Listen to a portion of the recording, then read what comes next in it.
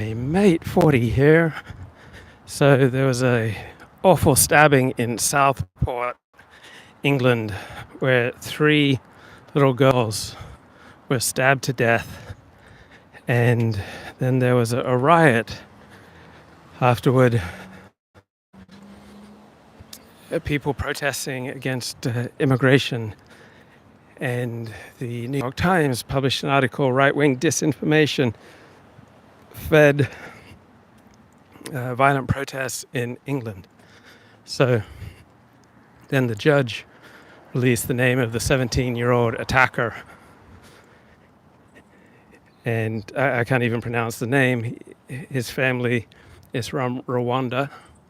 He apparently was born in Cardiff, and the news media presents him as a Welshman.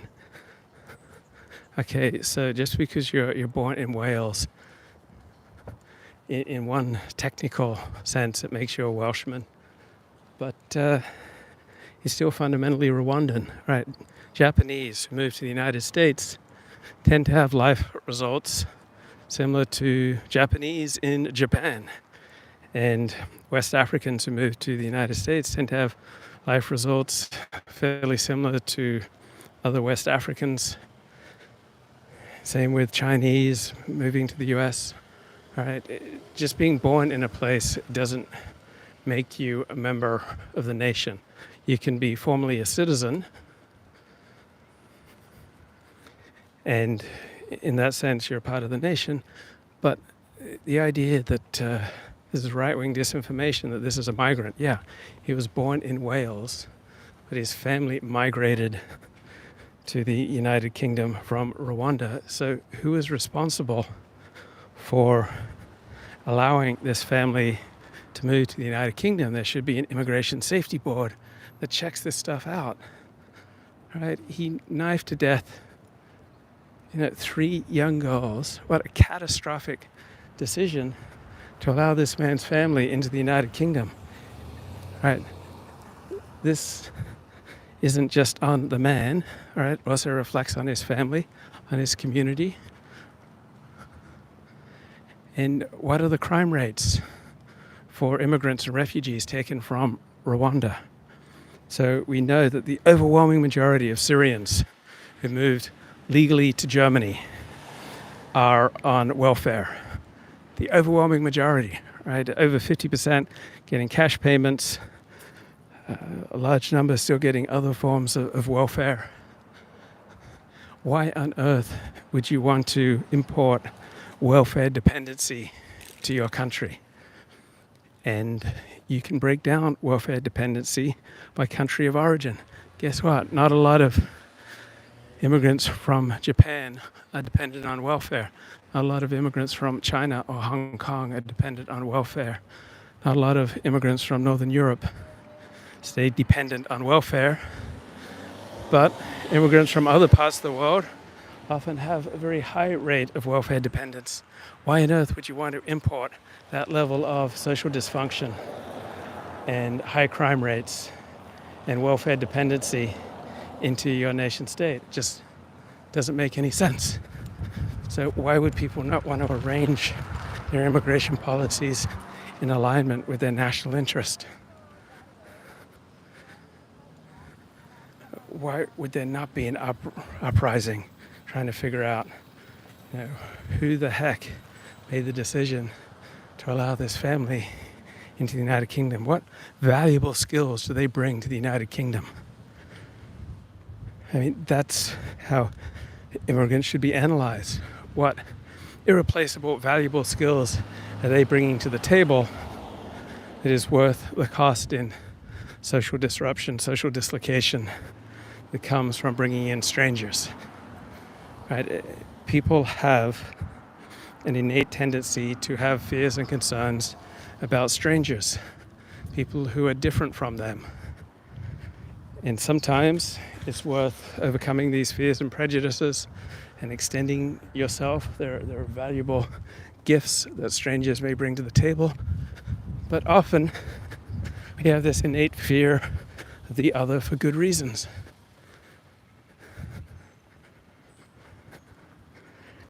And You notice that whenever it's a white guy who does something horrible, his name is immediately released to the media. Then there is extensive public discussion like, why on earth do white people act this way? What is it about white people that predisposes them to these horrific acts? But if it's someone from a sacralized group, right, someone from a minority group that is sacred, such as black identity, trans identity, then if they're Muslim, the name is released very reluctantly after as long time as possible. That the people simply can't be trusted with the information. We have the mainstream media is increasingly reluctant to publish mugshots of accused criminals. And police departments are increasingly reluctant to release mugshots because such a disproportionate number of them were black.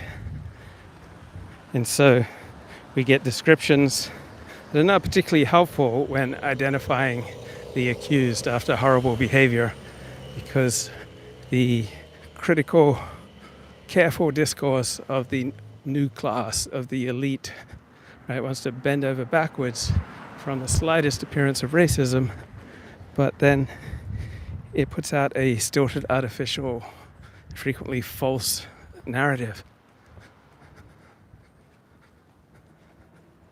So just watch the Olympics and contrast elite discourse with popular discourse. All right? How on earth can you watch the Olympics and not notice that different nations have different gifts? That athletes with West African origins tend to dominate the sprinting events, and that athletes from East African origins tend to dominate the distance running events, and other events are disproportionately dominated by different nations. I mean, how artificial, how fake must your discourse be if you can't comment on the obvious, that different peoples have different gifts? Then we saw that horrible boxing match where someone with male chromosomes just beat the heck out of a woman. And the Olympics are all on board with essentially allowing men to beat up on women in boxing. And Josh Shapiro, the much talked about VP nominee for the Democrats, he has publicly stated that trans women are women. Right? So he's essentially on board with men who identify as women getting to beat up on women. The New York Times started promoting this angle about 10 years ago. Steve Sailer picked up on it.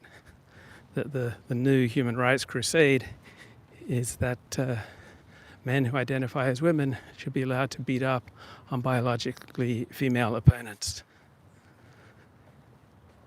And in the careful, critical discourse of the elite class, right, essentially trans women are women. That question's settled. Anyone who disagrees is a hater.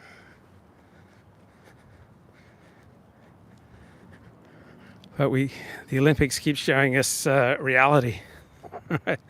And reality doesn't match the careful, critical discourse that the elites want to impose.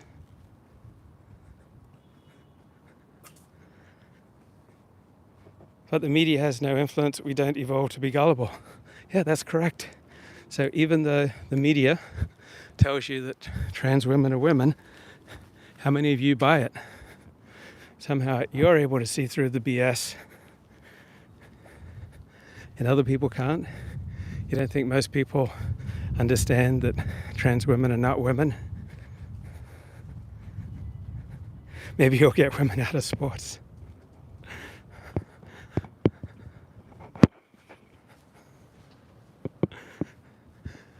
But it's just amusing to see reality and then the artificial, contrived discourse that comes from the commentators and from the news media. Right? You have this stabber, this awful 17-year-old kid who brutally, for no reason, stabbed to death 3 young girls in Southport, England. And then the media fixation is on right-wing disinformation. No, this guy is a Welshman. He's not a migrant. Well, his family are migrants, right? Someone made the decision to allow this family into the country. And that person should be held accountable. Just as when we have an airplane crash, we have an airline safety board that investigates what happened. Why on earth did the United Kingdom need this family to enter the country and take up citizenship? Why on earth would any first world country with generous welfare benefits want to import more immigrants who overwhelmingly, right, way above 50%, stay dependent on welfare year after year after year after year?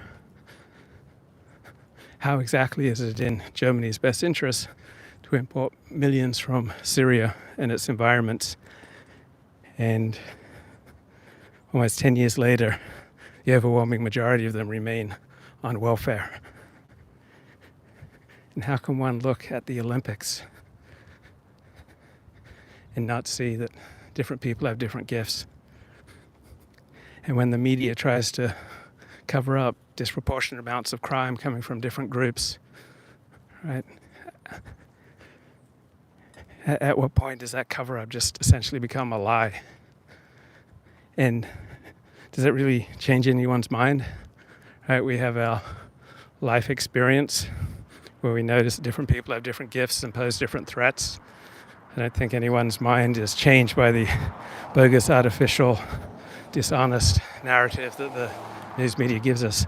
I know in Melbourne, something like 95% of the carjackings are committed by migrants from one particular African country.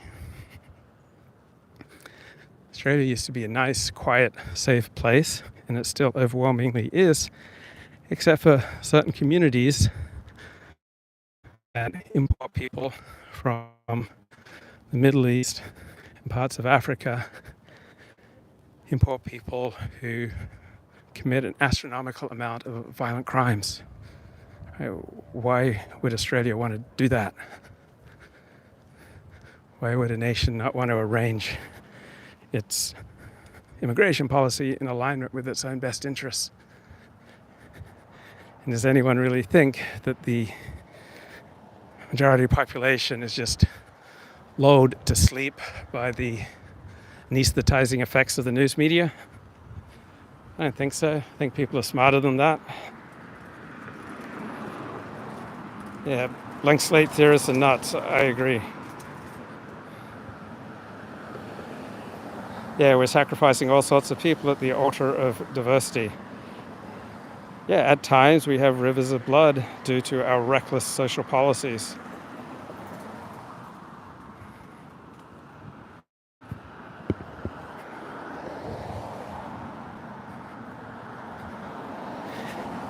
And if I decide tomorrow to become a woman, do you automatically have to address me as Lucy?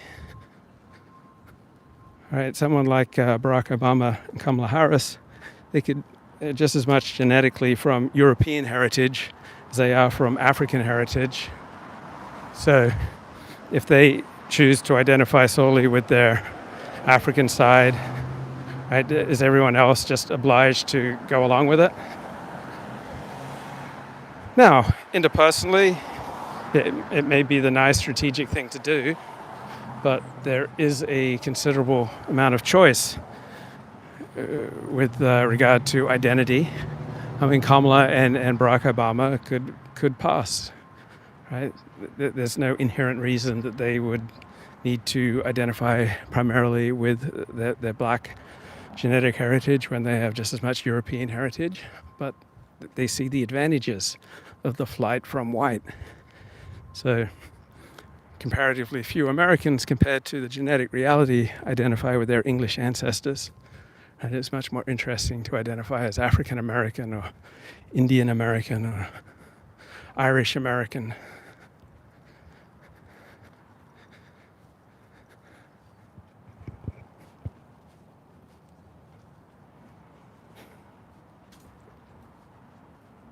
Let's start calling these egalitarian initiatives what they are, Marxist. But Marx didn't really say anything about these topics. So I think that's sloppy labeling. Marx didn't talk about the need for people to be able to change their sexual identity from male to female. Right? Karl Marx's thought doesn't really address diversity, equity, and inclusion. So I don't think that's a particularly sharp line of attack. So just call it all Marxist or communist, because there's nothing inherent in communism that aligns with diversity, equity, and inclusion, and the stilted artificial discourse that prohibits noticing of brutal biological realities, that different groups have different gifts. Leninist. Well, I don't think Lenin said anything about it either. Right? Lenin talked a great deal about how imperialism is late-stage capitalism, but Lenin didn't try to make the case for transsexual identity.